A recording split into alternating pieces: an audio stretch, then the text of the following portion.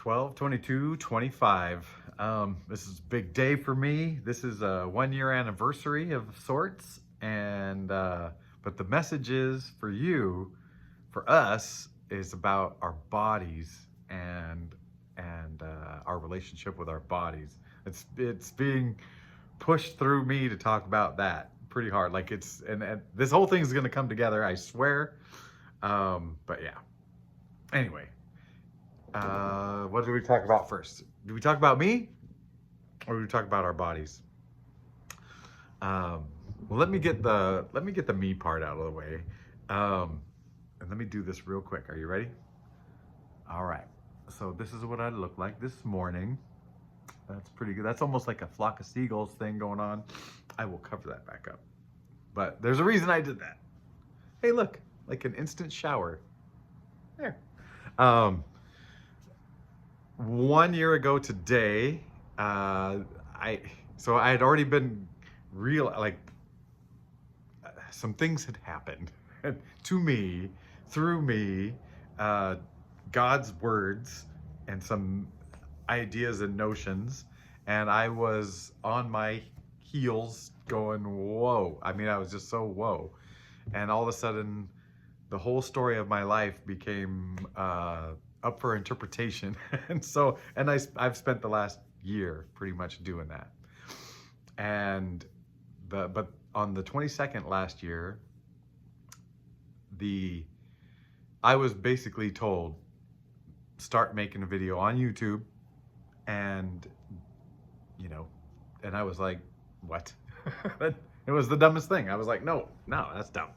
A couple of years before that, I had tried to make a few, like 3 little videos looking up into a tree to relax, because I was already not resonating with regular life, and so you might understand that, like, there's got to be something else I can do that fits me, that fits what I want in life, whatever, and so I tried to make those videos. I thought I had to do all this editing and everything, and as you know, my videos now, 0 editing, nothing, no cool thumbnails, nothing. So, but I tried it. I was like, this is a lot of effort, and I didn't get what I wanted out of it after 3 videos in about a week. So 2 weeks. But yeah, so I left it, but I had the channel all of a sudden, Real Nature Trip. And so then that was like I was getting the voice to do this, and I didn't know, it didn't say exactly why.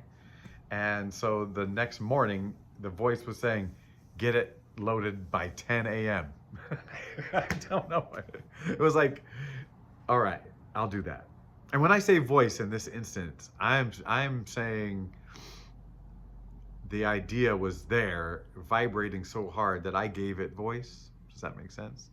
Because I want to make that clear, because there was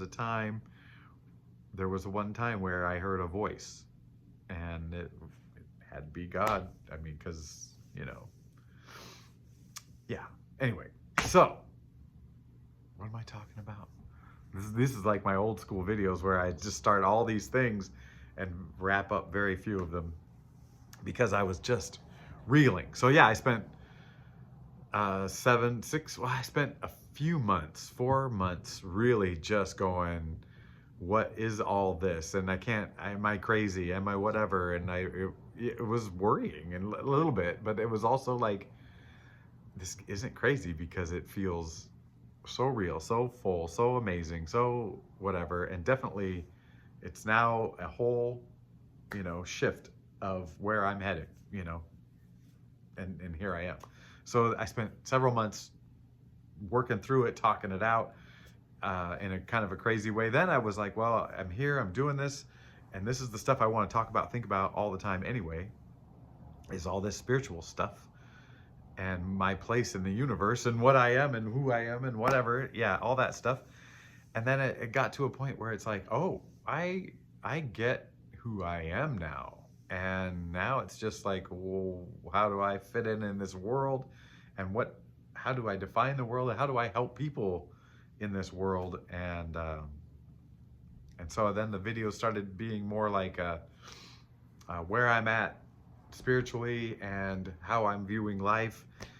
But all along that time, I had watched people talking online, and tarot just was very interesting, and it draws you in, and it it closely ties in with the journey you're on. And yeah, and I also like that however it works, that a lot of times you hear the messages you need, right? You want or you need or whatever. Sometimes you need to be consoled, and sometimes you need to be kicked in the pants, and sometimes you need to know that the big hard thing isn't bad, and it's not that hard, and once you know, whatever, there's so much good stuff in it. So where I'm at now, it's crazy. I have felt peace at certain times that I've never felt before, and my baseline is just getting higher for peace and joy. My attachment to stories that are, you know, like, are mostly detached. It's funny because when you've cut the big strings, you still find these little strings, you know, and that's part of that journey. And, you know, we'll probably be tying some more strings on and then have to cut those eventually when identify too much with them. I've gotten to a point where I understand about those attachments, and now it's and not afraid of attaching myself to anything. But the only way to what anyway. So yeah, I don't know. And then starting tarot here, there's been, I'm building, I don't want to say a community, but I'm finding people that are vibing with me. That's probably the best way to say it. We're on the same amplitude, frequency, whatever. And yeah. Oh, it was 7-Eleven, right? When I looked at the clock. I used to love that store back when I ate crap, which we're going to talk about in a little bit. But yeah, so this is a big giant anniversary for me, and start of my new year on YouTube, and I'm gonna keep giving it a go. I'm really enjoying it. I've loved the feedback from people, so this is also a big thank you to everybody, and I love you. Let's get there, and let's get to the purpose of this whole channel now, is for me to express my love to you and to let you know you are worthy, you are loved, you're 100% acceptable the way you are, everything you've done and been in the past, everything you're going to do in the future, mistakes, you know, victories, whatever. I love you for it. You're doing an adventure. We're all the same, just different flavors. And thank you for living out your life so I don't have to do it. And you know, I'm handling this one now. So yeah. And then I'll tell you what, here's a weird thought that I have. And I don't know, and this one's stuck, because after listening to spiritual stuff and people and their ideas and their thinkings and their whatever, there was one thing that was said, or an idea that was given, where, you know, when you decide to come to Earth, and they're making it sound like somewhere between entertainment / educational, you know, and good for your soul and experience, but some people have described it as, you know, God experiencing all of this through all of us, whatever. Part of me looks at, like, if we're coming down here multiple times, down here, old language, sorry.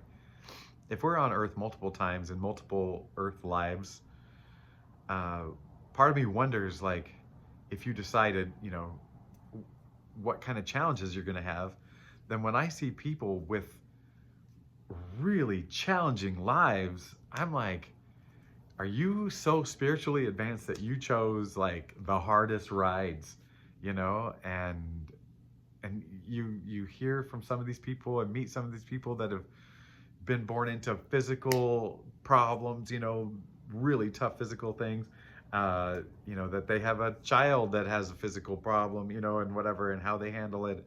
And or you're born into, you know, let's say you're born in New Mexico, where the, you know, the rate of was that fetal alcohol syndrome is the highest in the nation. You know, like, maybe you chose that challenge. And so for me, like, when I see people that are just having it the roughest, I'm like, oh, are they the bravest? Are they the bravest? Yeah.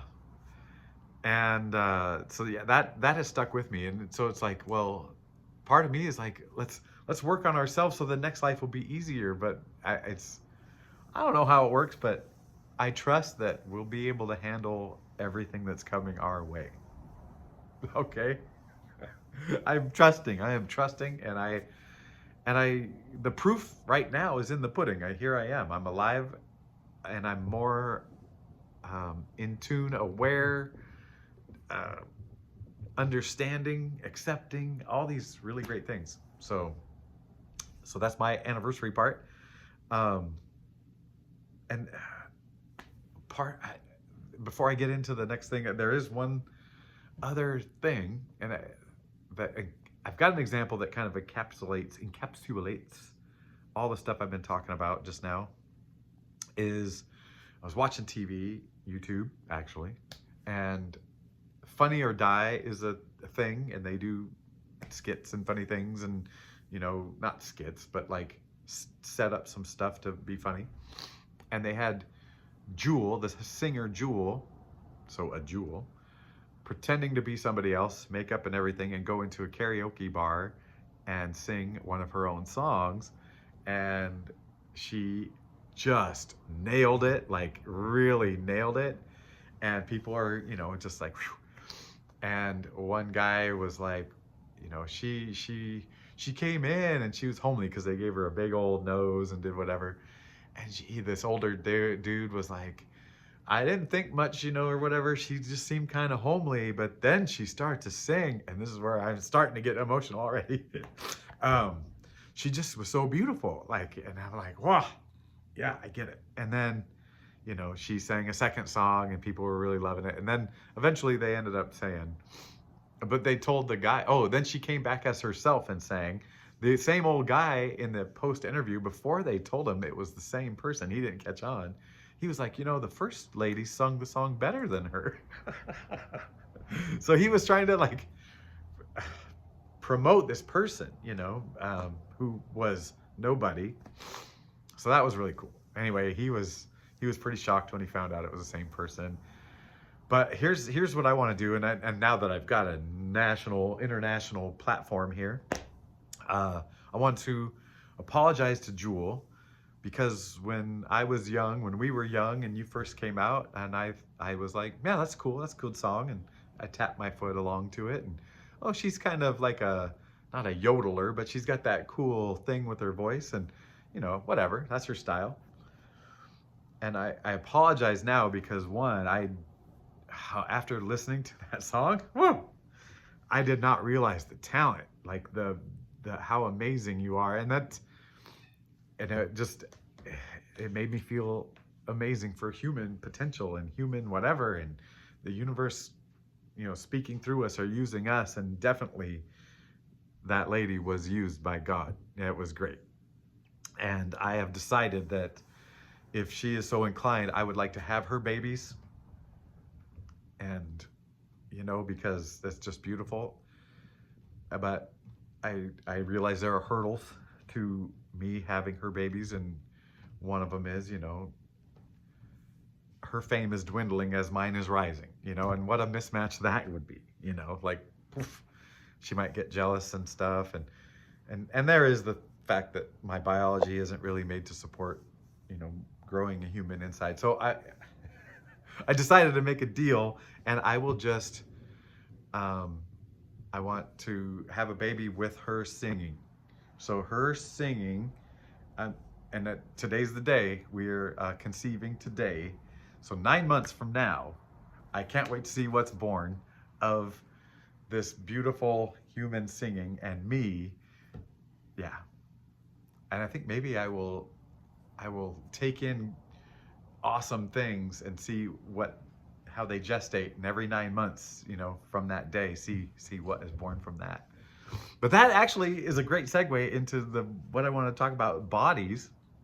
And this is the message that really wants to come through. Sorry I took 14, almost 15 minutes to get here. So maybe I'll say it in the title, skip to 15 minutes for the message. Ready? Here it is, 15 minutes. Yeah, so Gary made a comment the other day about going through some stuff and then its effect on the body. And when we talk about intuition, it's like the body's trying to talk to us, you know, the universe is trying to talk to us through the body. It's, yeah. And so I just feel like right now there's two things. One, well, it's one thing. It's one thing. It's loving your body. So I keep talking about love and acceptance on this channel, on this video, on my TV show here. Love and acceptance, and I've mentioned this before about loving your body, but I realize now how the forces against and the forces that have separated us from trying to love our body. I mean, let's just talk about consumerism and advertising, right? That's one biggie that if they get you feeling not good enough, you'll buy their product. And it works. It works tremendously because we feel that we need to be attractive to others to, you know, keep the humans going and, you know, whatever. I don't know. But it gets us. And because we then buy stories that we're not good enough and our body's not good enough. And I come from a place where I liked parts of my body different. Like I had good balance and I loved to climb trees and I did like to do stuff with my body. Man, I was a heck of a jump roper or whatever. And I loved tumbling and playing and yeah, moving. But when did it happen? You know, I mean, I was chunky when we moved from Texas to Washington as a kid, and I suddenly had nobody to play with and all the food to eat. I got chunky as a little kid, and that was embarrassing.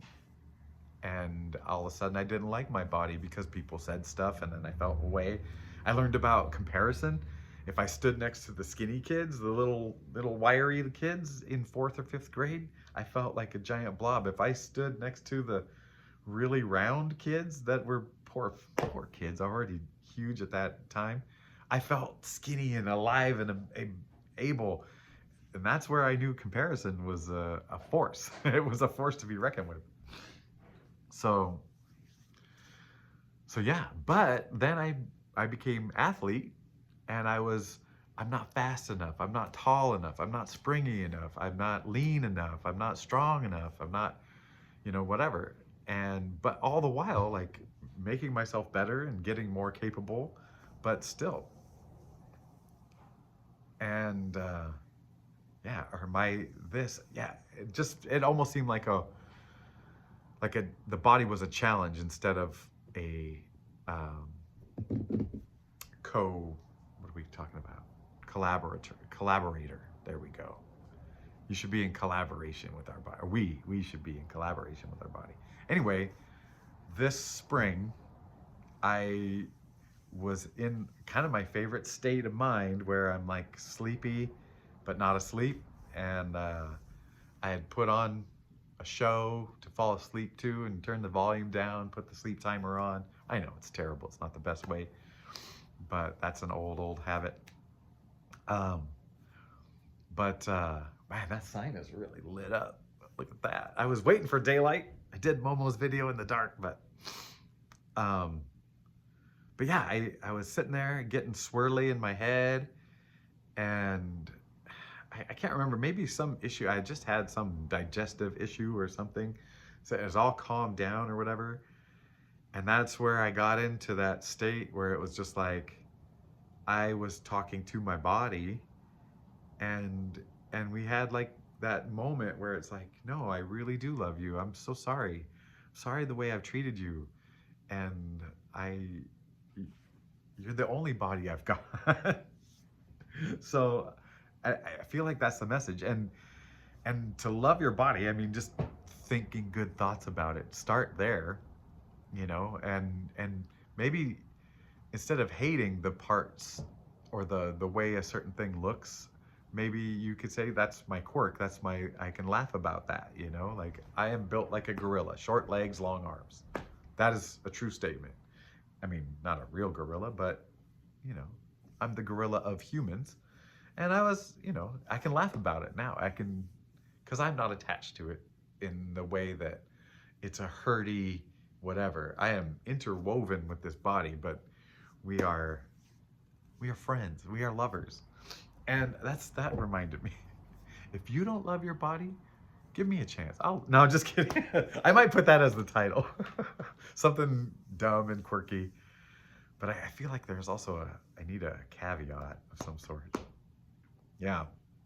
But so if you're loving your body, if you let's start with a baby. If you have a little baby, and you've got to just unconditionally love the little baby, you know, and maybe you've got some fear about, you know, trying to make it okay, whatever. Well, do you give your little baby sugar and beer? You know, like, no, you give it the most nutritious thing that you can get. And right at that point, you know, the baby's mom's breast milk is about as nutritious as you can get. And if she's not drinking beer and eating sugar or whatever, like something that'll upset the baby, you know, boom, they're getting the best. Don't bodybuilders pay like crazy amounts for ladies' breast milk? I think I've heard that. I don't know. I'm not a bodybuilder and I'm not really into the breast milk circuit. You know, I'm not, I've never had kids. So yeah.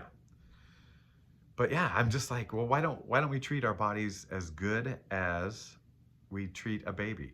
You know, like if the baby cries out, it needs something. If your body cries out, it needs something, you know, tend to it. Tend to it before it's screaming, you know, tend to it before your own, whatever, your own poopy diaper gives you a rash. Get it off there, clean it up before you suddenly have a big diaper rash on your elbow or your liver, or you know what, you see what I'm talking about, right? Like, okay.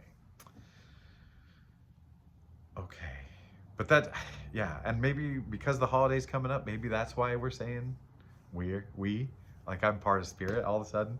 But I feel like it's all of us. It's like, I don't know. I want you to take care of it. I want you to just keep that vessel clean. I really think that, I don't know what I think, but I think that if you keep your vessel as clean as possible, that is the best chances of, you know, good frequencies and being able to receive frequencies, or at least recognize that you're receiving frequencies, right? Like if you have a tuning fork and it's covered in mud, it's not going to do its job. You clean off the tuning fork and it's going to do its job. Maybe. I don't know. But then the other side of me is like, dude, you get what you get when you need what you need, right? so yeah.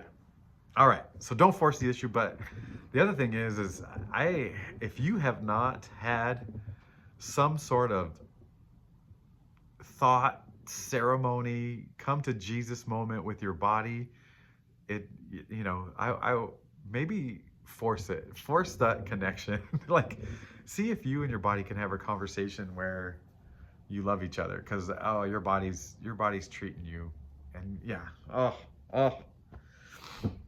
okay, that is really my message. Actually, I'll just pull one. Oh my gosh, bottom of the deck, the world with her new tiny bikini.